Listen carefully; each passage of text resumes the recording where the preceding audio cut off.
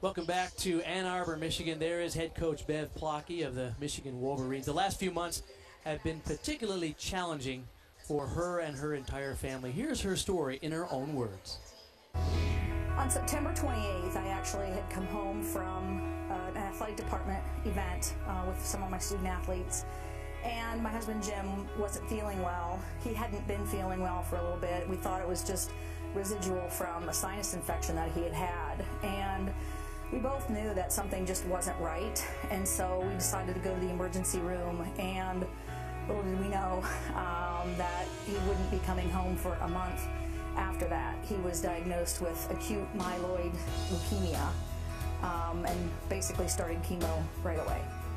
It's unbelievably devastating to have something like this come from completely out of left field. He underwent immediately a round of what they call induction chemotherapy, which was a 7-day continuous 24 hours a day chemotherapy, and he was in the hospital for about a month, 26 days to be exact. At that point in time, they determined that he was in fact in remission, but with the particular leukemia that he has, without doing a stem cell or a bone marrow transplant, the risk of it reoccurring was a very, very high percentage.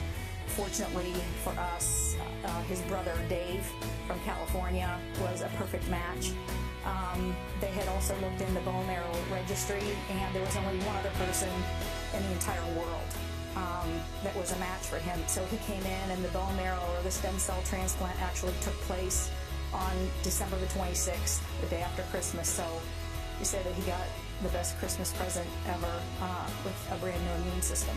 My son Tyler was dressing for the first time ever in his Michigan football career, and he had kind of let it slide to my daughter that, he said, I feel really selfish, and I would never say anything, but it's going to be really sad because it's my first game on the field and Dad's not going to be there.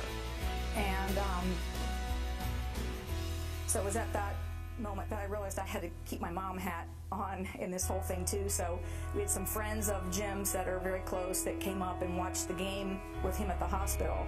And my daughter and I went to the football game that night. It was, of course, it was pouring rain. It was a miserable time to be out there, but wouldn't have missed it for the world. My husband is a strength and conditioning coach, and he has worked not only with football, but throughout, 30 years career here. And the outpouring of support from those student athletes, some of them all the way back from the 90s, the messages of support and the little reminders of the way he used to kick their butt, and that he would never let them quit.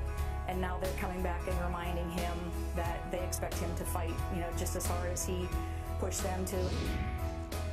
And Jim Plocki, we understand you're watching tonight, so on behalf of the entire ESPN family, we extend our best wishes to you for a speedy and complete recovery. We know how tough you are and that you are fighting hard. We are all in your corner.